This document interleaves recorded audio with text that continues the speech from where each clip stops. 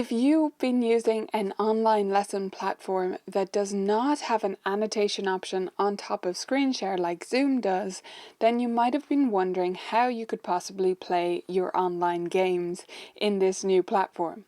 So in this video, let me show you a little trick that you can use for playing online board games such as those you're finding inside Vibrant Music Teaching in your online lessons, even if you don't have an annotation or stamp feature like Zoom does. So we're going to use the game Rainbow Race as an example for this. And what we need to do first is go to full screen. So you can go to View to do this and then go to full screen. On a Mac you can also press this right here, the little green icon, and that will go fully full screen, which is very handy. Now, the animation feature is not going to work because we're not going to enter present mode. So that's the most important thing to note here, is we're not actually hitting that present button. So in the top, if I just show you, we would normally go to present when we have game cards like this to flip through, but we're not doing that so that we can use animal tokens instead. You can also get rid of that top section using that little arrow. Alright, so what we're going to do here is we're going to import some images so that we can use them as game tokens.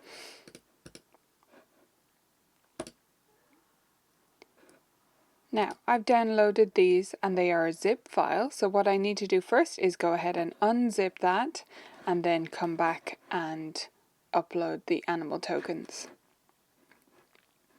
Okay, so now I have the unzipped folder.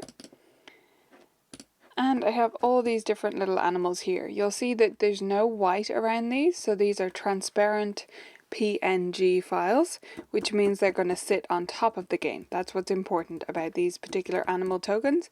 If you're making your own and you're not a VMT member and don't have access to these, then grab your own and just make sure they're transparent pings or PNGs.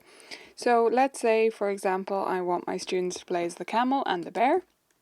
I'm just going to open those and they'll come right in here on top, and then I can drag them to the spot where I want them on the board. Now here's the trick. To flip through the cards, we no longer have animation. So what you're going to do is just copy this slide. You can also do that by right-clicking so that you have a backup, and then just delete the top card. It's as simple as that. So this one is for the first student, and it says move to bar 10, so camel moves to bar 10.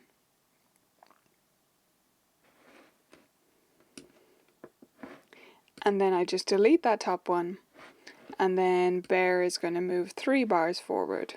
1, 2, 3, like that. And I just continue like that, deleting cards as I go through. If I accidentally then close the file, I'll have that backup version there, so I won't have to undo everything, which is great. And that's how you can use game tokens inside lessons when you don't want to use the annotation feature or you don't have it available to you. It will mean that one person needs to do all that movement. You can't use the share of the annotation feature that you have in Zoom, but it's a great option and students will love playing the games in this way.